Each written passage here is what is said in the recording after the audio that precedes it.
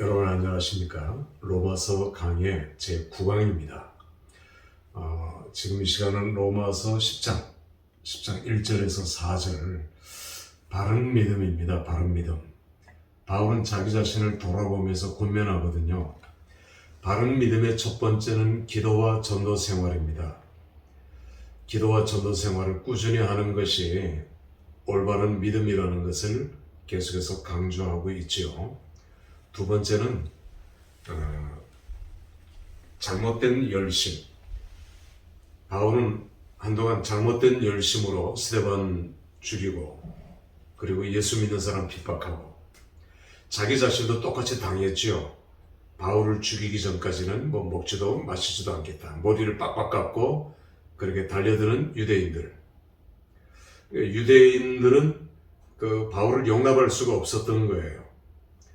왜냐하면 바울은 그 유대인으로서 예수를 믿었고 이 핍박하는 유대인들은 예수를 안 믿는 유대인이잖아요. 그러니까 바울이 원수죠. 불구대천의 원수. 죽이고 싶은 거죠. 거기다가 믿는 유대인들도 바울을 오해했죠. 할 일을 왜 못하게 하느냐? 할 일을 왜 안 하느냐? 믿는 유대인들에게도 공격의 대상이 되었고 이방인들도 마찬가지고요. 바울은 참 적이 많았어요.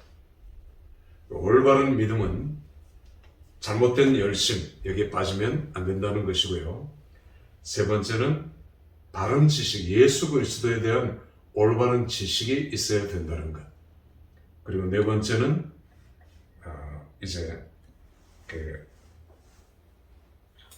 자기 의가 아니라 하나님의 의. 우리가 성경을 해석할 때도 자기 의에 근거한 해석은 자의적 해석은 참 위험한 거예요. 하나님의 의를 높이고 하나님의 의로 살아가는 삶. 하나님의 의로 살아가는 삶은 오직 믿음으로입니다. 우리 흔히 솔라 피데 이런 표현을 쓰죠. 솔라 피데. 두 번째는 솔라 스크립처. 라틴어죠. 오직 성경대로. 오직 말씀으로 그 말이죠. 세 번째는 솔라 그로리. 오직 하나님의 영광을 위해 살겠다는 것. 마지막 오직 예수입니다. 오직 예수. 예수 이외에는 다른 방법도 없고 내가 예수 이외에 다른 것들에 이렇게 눈을 돌리지도 않고 오직 예수만 바라보고 다름질 쳤던 달려갈 길을 마쳤던 사도 바울. 자, 뒤로 넘어가겠습니다. 11장으로 넘어갈까요? 하나님의 구원 계획입니다. 유대인들을 보라. 특별히 11장 23절로 32절 말씀까지 신비라는 거죠. 25절의 신비. 하나님의 비밀. 유대인들은 가는 곳마다 시기와 질투와 분쟁거리가 됐다 했죠. 선민사상, 교만, 영적인 교만. 우리도 내가 은사를 많이 받았다고 영적인 교만은 가장 위험한 것입니다. 유대인들은 이런 영적인 교만 혹은 잘못된 선민의식 사상에 빠져서 가는 곳마다 손가락질을 받고 공격을 받았죠. 그래서 루터가 이런 교만한 유대인들을 경계하기 위해서 유대인들을 내쳤어요. 히틀러는 루터의 그 말을 교묘하게 이용해서 나의 투쟁에 루터를 인용하면서 루터도 그렇게 하지 않았느냐 하면서 유대인들의 공격을 정당화했어요. 잘못된 거죠. 자, 그래서 유대인들은 2차 세계대전 때 계속 핍박받았고요. 그 전에 십자군 전쟁 때도 유대인들은 먼저 죽었고 또 그 이후에도 14세기 스페인에서 추방당한 유대인들이 동구권으로 몰려들면서 홀랜드, 독일 이런 곳에 정착했던 유대인들이 2차 세계대전 때 가장 큰 피해를 입었죠. 그러면 여러분들이 유대인이라면 예수 믿겠습니까? 더군다나 독일 교회와 프로테스탄트 개신교 교회, 이제 히틀러가 힘을 합해서 유대인들을 공격했단 말이에요. 또 십자군 전쟁 때도 마찬가지였고요. 예수를 믿겠느냐는 말입니다. 불구대천의 원수죠, 예수가. 예수 안 믿지요. 그런데 유대인들이 돌아오고 있습니다. 이게 신비죠, 신비. 유대인들이 돌아오고 있어요. 이스라엘이 지금 현재 이스라엘이 유대인들을 이렇게 돌아오게 하는 운동, 시오니즘 운동을 계속해서 하고 있거든요. 그런데 혜택들을 많이 줘요. 그래서 예수 믿는 유대인들이 돌아옵니다. 러시아에서도 엄청 들어오고 있고요. 자, 이렇게 해서 예수 믿는 유대인들이 팔레스타인에 자기 교회를 세우고 또 이런 일들이 많아지면서 예수 믿는 사람들이 점점 늘어나고 있는 거죠. 이건 마지막 때가 가까우고 있다는 거죠. 성경의 예언대로 성취되고 있다는 건 아니겠습니까? 이게 신비라는 겁니다. 유대인들이 돌아오고 있다는 거죠. 그때도 돌아오고 지금은 훨씬 더 많은 유대인들이 돌아오고 있다는 것입니다. 자, 12장입니다. 그러므로 그러니까 로마서는 두 개로 나뉘어집니다. 1장부터 11장까지는 교리고 12장부터 15장까지 마지막 16장까지 실천입니다. 그 시작이 12장입니다. 그러므로 결론으로 이렇게 시작합니다. 그러므로 너희 몸을 그리스도 예수 안에 몸을 먼저 드리라는 거죠. 예배도 몸을 드리는 행위가 예배입니다. 멀리서 와서 우리의 몸을 드리고 마음과 뜻과 정성을 드리잖아요. 그게 예배거든요. 그러니까 이제 놀부 예배같이 뭐 형식적인 그런 예배가 아니라 옛날에 예배 보러 가자. 캐토릭은 예수 그리스도의 고난부터 부활까지 그걸 행동으로 재현하잖아요. 버나드 쇼가 캐토릭의 예배를 창간하고 난 뒤에 이건 아주 거대한 쇼다 그랬거든요. 지 이름대로 쇼. 예배는 보러 가는 것이 아니라 드리러 가는 거죠. 오퍼링 드리러 가는 겁니다. 그래야 예배를 통해서 리시빙 받는 거죠. 은혜를 체험하는 거죠. 또 은혜를 받는 거죠. 그래서 먼저는 예배는 몸을 드리는 것이라는 것입니다.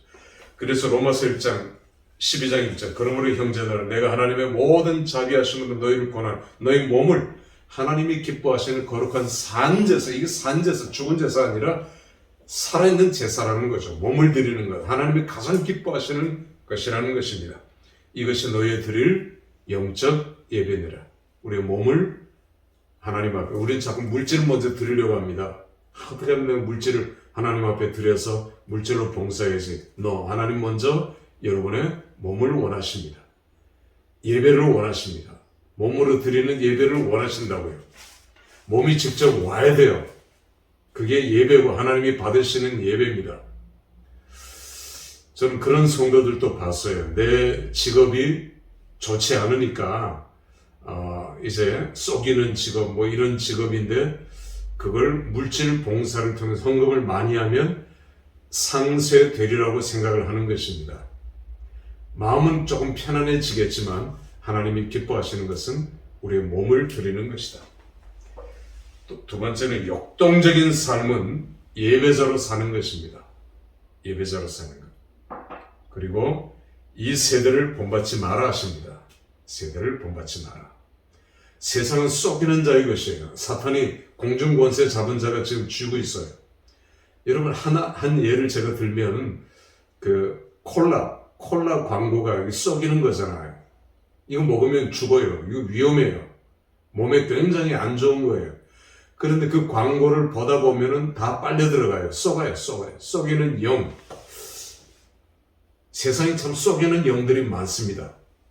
자칫 잘못하면 우리는 날마다 쏘가요. 세상에게 쏘지 말라는 것입니다. 이 세대를 본받지도 말라는 것입니다. 거기 가지도 말라는 것이죠. 저는 제 개인적으로 이렇게 생각합니다. 보수와 진보가 나는 뭐 보수 고리타분한 것도 싫고 그렇다고 진보도 싫고 뭐 중간쯤 그게 위험한 거예요. 그러면 자꾸 진보 쪽으로 가게 됩니다. 롯이 그랬거든요.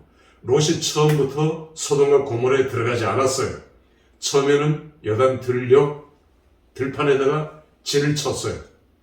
그러다가 조금씩 소돔 쪽으로 들어가게 된 겁니다.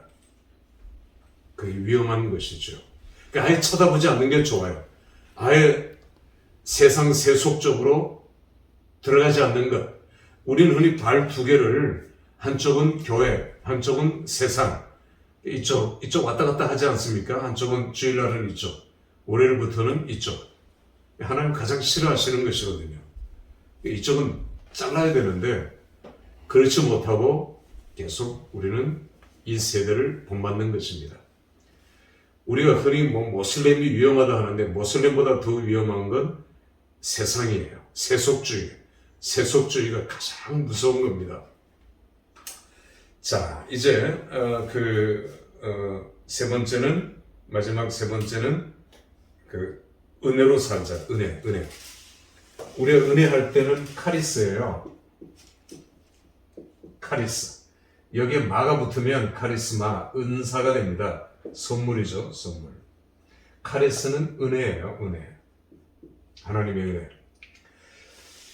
그 은혜를 받아야 은사를 받을 수 있습니다. 은혜 없이 은사는 없죠. 그 은혜를 먼저, 하나님 제게 먼저 방언의 은사를 주시고 무슨 신유의 은사를 주시고 통변의 은사를 주시고 안 주셔요.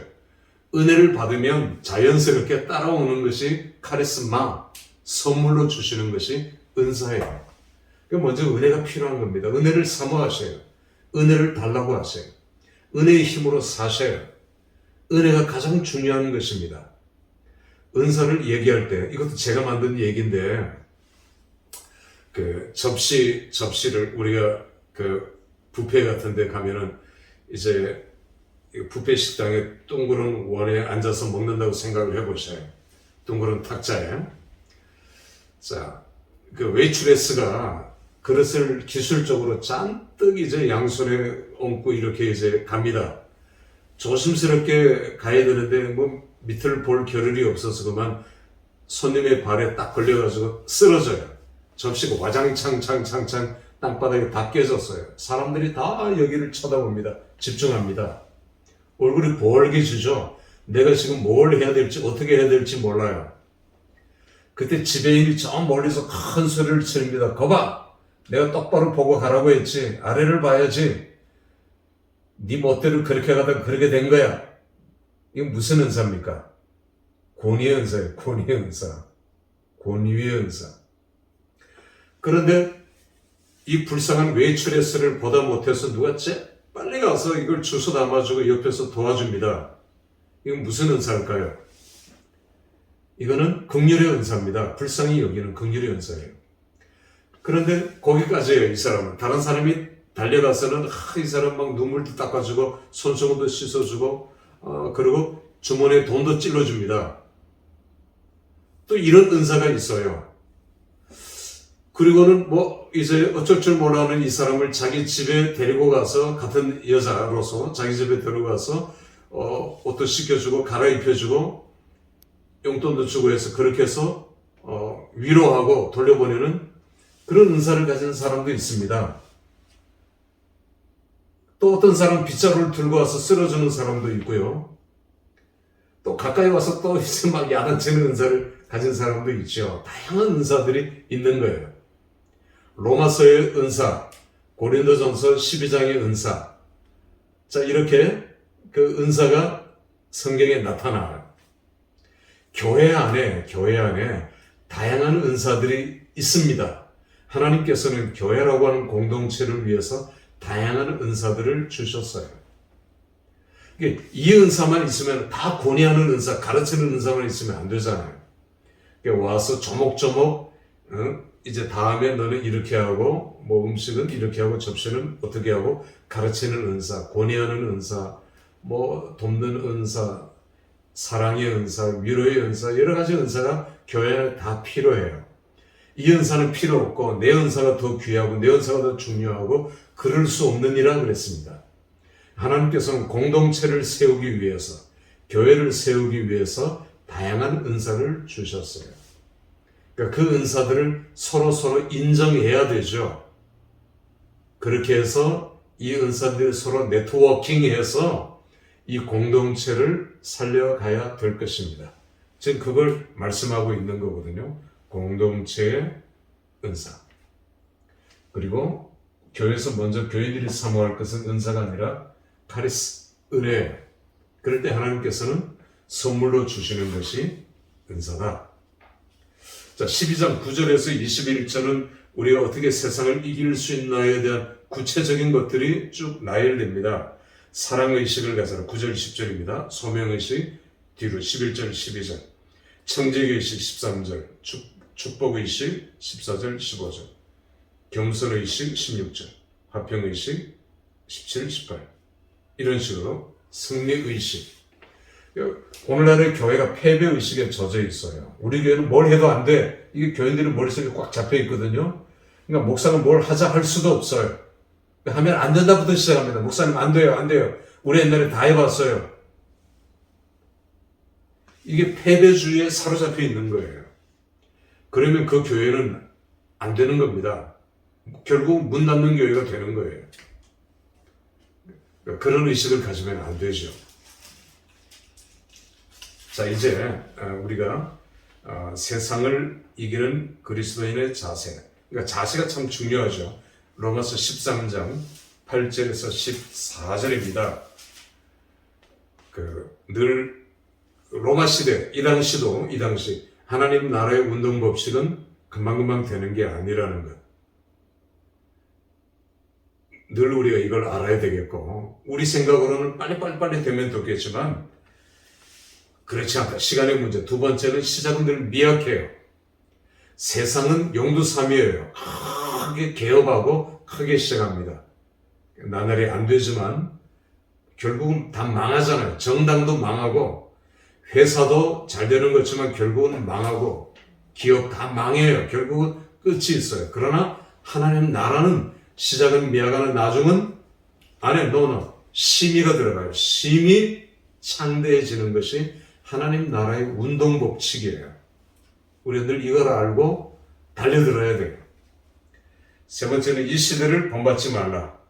깨어있어라. 늘 깨어있어라. 근신하라. 우리의 구원이 가까웠다. 우리는 늘 초림과 재림 사이, 제가 아까 already not yet라 했는데 already 초림과 not yet 재림, 그 사이에 우리가 이 땅에서 살고 있죠. 초림과 재림 사이에 살고 있는 성도들은 어떤 자세를 가지고 살아갈 것인가. 세상과 짝하던 시대가 있었어요. 세상과 짝하면 결국은 교회가 망합니다. 무너집니다. 그래서 교회법이 세상법이 되었고, 중세시대가 그랬잖아요.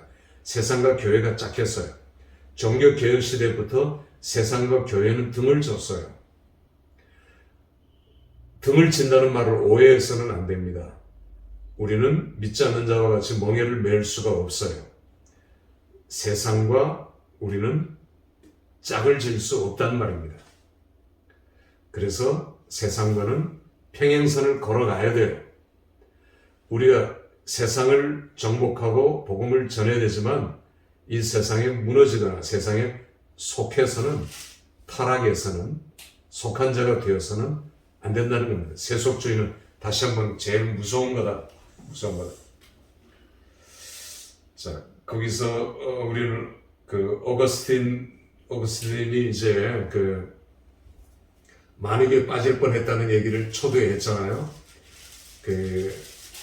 카르타고, 로마 제국의 로마 다음에 두 번째 도시였죠. 카르타고가. 이 오거스틴이 없었더라면 참 어떻게 됐을까 끔찍합니다. 하나님께서는 그를 변화시켜서 세상을 이기게 하셨고 변화되게 하신 것 우리가 보게 되죠. 자, 우리 마지막으로 14장은 영적 강자가 되라 합니다. 자, 다음 시간에 하도록 하겠습니다. 마치겠습니다.